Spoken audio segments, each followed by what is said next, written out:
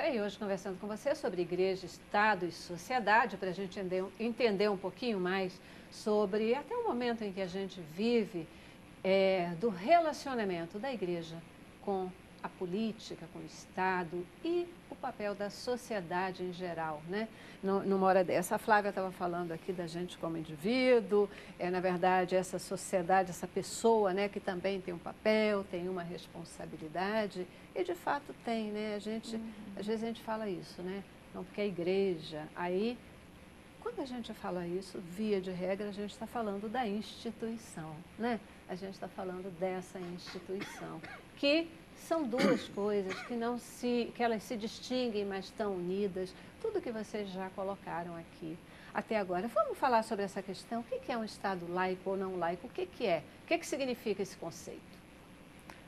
Eu acho que o primeiro ponto, e eu vejo que é muito comum a confusão, a ideia de Estado laico igual Estado ateu, né? Mas um Estado ateu, eu diria que ele também é um Estado confessional. É um dos moldes de um Estado teocrático, por assim dizer. Por quê? Ele se forja na ideia de que o Estado só existe, né, enquanto advoga a ideia de que Deus não existe ou que um determinado Deus, uma determinada divindade existe. O Estado laico, não. O Estado laico, ele não professa nenhuma religião. Ele, muito pelo contrário, ele está preocupado, está calcado na ideia de que há uma diversidade de indivíduos com ideias, culturas, ideias religiosas, ideias políticas, e esse Estado deve se forjar a partir de ouvir essas diferentes vozes, né? Um Estado laico também é um Estado que confessa não nenhuma religião, mas também uma pluralidade de indivíduos, uma democracia. Uhum. É uma leitura mais liberal, por assim dizer.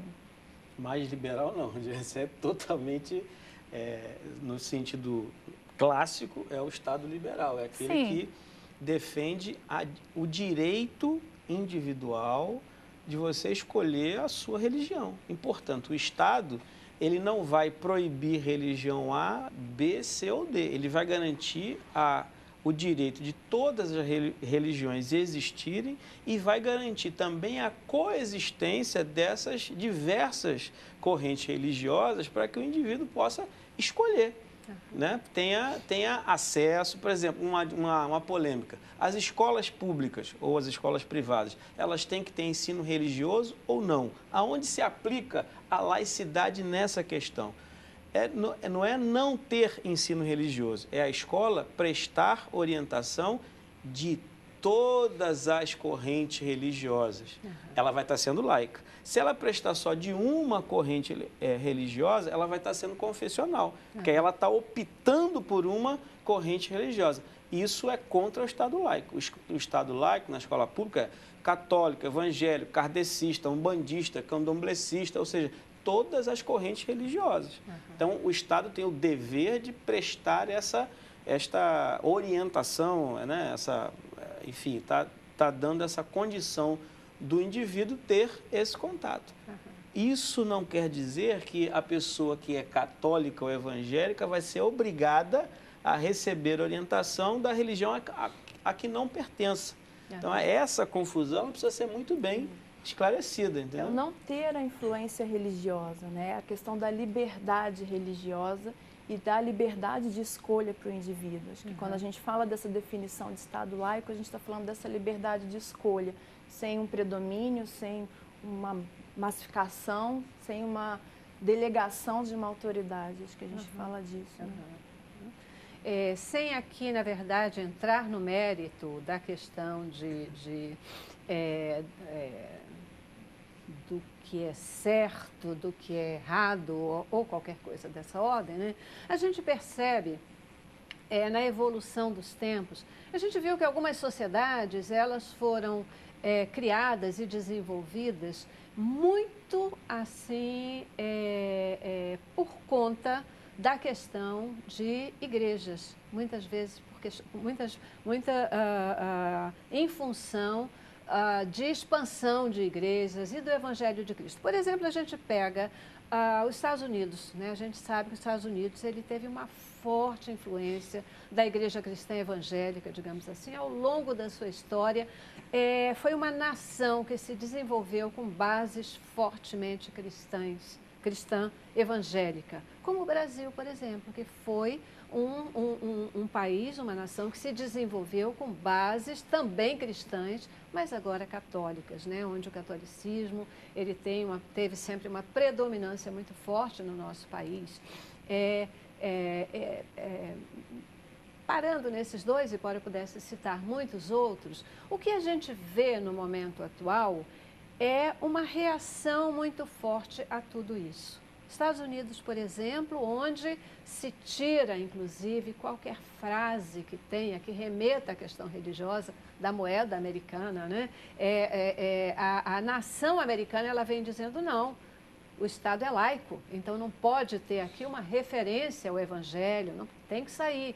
Aqui no Brasil a gente vê o tempo todo, né? Não, nos tribunais onde tinha uma cruz, não pode ter uma cruz, porque isso é uma referência ao Evangelho, isso é uma referência ao cristianismo, então não pode ter. Como é que é essa evolução da igreja cristã ao longo dos tempos e até o momento atual? Como é que vocês têm percebido isso? Olha, eu acho que a igreja cristã, ou igrejas cristãs como todas, elas passaram por dois movimentos, né? O primeiro deles é a ideia de que a crença, né, em que a religião iria acabar, isso aí eu estou falando do século XIX, início do século XX, em que abriu espaço, né, para grupos, e muito por conta do avanço da ciência, ou seja, uma crença, né, uma aposta na ciência que o homem, a partir da razão, a partir das tecnologias, seria capaz de evoluir e deixar para trás a religião, ou seja, a religião sendo entendida aí como algo inferior ou menos evolutivo, e isso abre espaço para grupos fundamentalistas. O fundamentalismo, né, enquanto expressão, enquanto movimento, vai surgir nos Estados Unidos na década de 1920, justamente com medo de que essa aposta na ciência, a aposta em grupos marxistas e anarquistas iriam deixar para trás toda a aposta ou a crença, né, em um Jesus, em um Salvador. Isso eu diria que foi um primeiro movimento, né, das igrejas cristãs, né, mas não como todo. Alguns grupos dentro de igrejas cristãs, seja ela do lado protestante ou evangélico, seja do lado católico. E também advindo aí por conta da Primeira e Segunda Guerra Mundial, isso vai reforçar esses grupos fundamentalistas. Uma segunda onda, né, uma segunda resposta, e também isso vai estar surgindo aí em início do século XX, 1920, 1930, é o chamado evangelismo social, que vai desbancar lá na frente na teologia da libertação, que você também vai ter, tanto no lado católico quanto no lado protestante, que já é a ideia de quê? Que é uma religião, é uma religiosidade que deve dialogar com a política, mas uma política que vai imprimir só a sua leitura cristã ou a sua linha cristã, seja ela católica, seja ela neopentecostal, seja ela batista, enfim, não. É um tipo de cristianismo, mas é um cristianismo ecumênico, né? Um cristianismo que vai estar abrindo espaço para outras leituras religiosas e que diz também que quanto menos você deixar explícito a sua leitura de fé, né, ou a sua crença no espaço público, você abre espaço para grupos minoritários. Então, eu diria que são dois movimentos aí no século XX e o século XXI ainda está respondendo essa tensão, né, entre grupos que são marcadamente fundamentalistas, né, que querem imprimir a sua leitura, e os herdeiros aí de um evangelismo social da TL, né, que vão estar desbancando para esse ecumenismo. Eu acho que, até para agregar no raciocínio, eu sintetizaria da seguinte forma. A era moderna marca o confronto entre a ciência e a religião, né? A gente pode fazer muito grosseiramente dizer o seguinte: no tempo do domínio da igreja no Estado, em que ditava orientava a produção da época de conhecimento, dizia, olha, o Sol gira em torno da Terra. Aí apareceu lá um extraterrestre, né? Vamos fazer essa brincadeira. Falei assim, não é bem assim. É a Terra que gira em torno do Sol. Então, por que eu estou dando esse exemplo? Porque a grande questão lá atrás, quando teve a ascensão do pensamento científico em confronto com o pensamento religioso, naquele momento existia um embate. Afinal de contas, Deus existe ou Deus não existe? Para aquele momento, a ciência tinha a necessidade de demarcar um campo com a igreja. Então, para aquele momento, talvez a questão central era dizer se Deus existia ou se Deus não existia. Hoje, acho que a questão central não passa mais por aí. A ciência não se preocupa mais em dizer se Deus existe ou se Deus não existe. Eu acho que a ciência, ela hoje entende que existe fé, existe a instituição igreja e existe a religião. A religião é o conhecimento sistematizado, já é a forma mais sistematizada da fé. Então, dentro dessa lógica, hoje, século XXI, nós podemos dizer o seguinte, a ciência como a única explicadora de tudo, eu não estou dizendo que isso é a única, né, mas a ciência como a única explicadora de tudo, já tem um espaço dividido com a própria religião e usa um filme que recentemente estava no cinema, a reedição de Noé. A reedição do filme Noé é uma tentativa de unificar a teoria criacionista com a teoria evolucionista, nitidamente.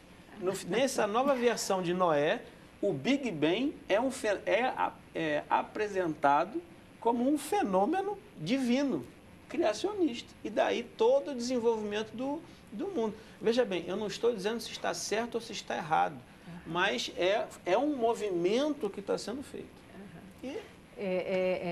Outro dia eu estava lendo antes disso que eu estava lendo, né? A gente está debatendo esse tema para vocês perceberem como é importante a gente entender toda essa evolução histórica e a colocação do Evangelho de Cristo nesse contexto. Uma grande armadilha do fim dos tempos, né? Uma grande armadilha do fim dos tempos para desmistificar a palavra que é usada e a própria questão do ecumenismo. O ecumenismo, ele não é bíblico, né? Absolutamente não é bíblico. Jesus Cristo é o único Salvador, é o único caminho para Deus, não tem, é o único caminho de salvação, não tem outro caminho. Mas a armadilha da ciência, ela é grande, e a armadilha do conhecimento também, né? Como se acreditar em Deus fosse uma coisa retrógrada. Me perdoem, meus queridos cientistas, mas é uma opinião colocada. Só antes de te dar a palavra, tem uma frase, agora eu não estou me lembrando de quem é a frase, mas você me fez lembrá-la, de que diz algo semelhante a isso. Sempre que a ciência negar a verdade bíblica, há que se esperar que a ciência evolua para que se comprove a veracidade da palavra de Deus. Eu acredito nisso. Diga. Celeste, você falou muito da questão da evolução, você citou os Estados Unidos, né? Que até a gente tem que tirar todos os dizeres bíblicos, e você comentou que há uma evolução. Eu acho que, na verdade, foi uma grande perda. Concordo, evolução é força de expressão. Pois é, porque assim, o que aconteceu especificamente com os Estados Unidos, por exemplo? Eles vinham de uma cosmovisão cristã. A base dos Estados Unidos era toda fundamentada nessa cosmovisão cristã. E o que tem acontecido, se a gente for usar essa palavra evolução, é que outras cosmovisões têm entrado, a gente vai falar do islamismo, a gente vai falar da pós-modernidade, que tem tirado essa base cristã, especificamente dos Estados Unidos, por exemplo, que para mim eu considero uma perda. Não é uma evolução, é um retrocesso. Exatamente. Então, eu vejo hoje muitos esforços e falando especificamente da cultura dos Estados Unidos, em trazer de volta essa cosmovisão cristã. Não significa uma alienação, não significa um retrocesso, mas significa você trazer uma cosmovisão cristã onde você vai estar trabalhando com a ciência, onde você vai estar trabalhando com a biologia, com a política, com a sociologia, com a filosofia, mas dentro dos princípios bíblicos. Então, hoje existe todo um resgate disso também. É claro, respeitando um Estado laico, respeitando a pessoalidade, assim, a individualidade das pessoas, não obrigando, tendo a liberdade cristã, né, mas trazendo de volta essa cosmovisão cristã. Eu acho que isso é um passo fundamental naquilo que foi perdido, minha visão. Concordo plenamente com ela, concordo plenamente. Eu já preciso ir para mais um intervalo, vou fazer a nossa paradinha e volto. E nesse próximo bloco eu queria que a gente pudesse traçar aí um paralelo entre essa questão de igreja, Estado e sociedade. Quais os papéis de cada um, como eles se complementam e onde eles devem estar separados e distintos, de forma que este homem, né, que este ser humano, ele possa ser feliz, ele possa viver bem e ele possa usufruir daquilo que, na verdade, Cristo tem preparado para cada um de nós, porque isso é inevitável, né? Isso é fato. O Senhor, Ele preparou para nós uma vida plena e abundante. Como usufruir dessa vida plena e abundante sem misturar as coisas e sem a gente começar a perder o foco de dizer agora a igreja está perdendo, né? Não tem mais o seu papel. Onde é que algumas igrejas estão perdendo ou estão esquecendo o seu papel principal? O que está acontecendo? Vocês que são historiadores, né? Onde é que o Estado precisa ser preservado e ser mantido laico para que isso também não se misture de forma desordenada com o papel da igreja? E nós, enquanto sociedade, como podemos interferir nessa questão toda? Um bloco para tanta discussão. Vamos ver se dá. Intervalo.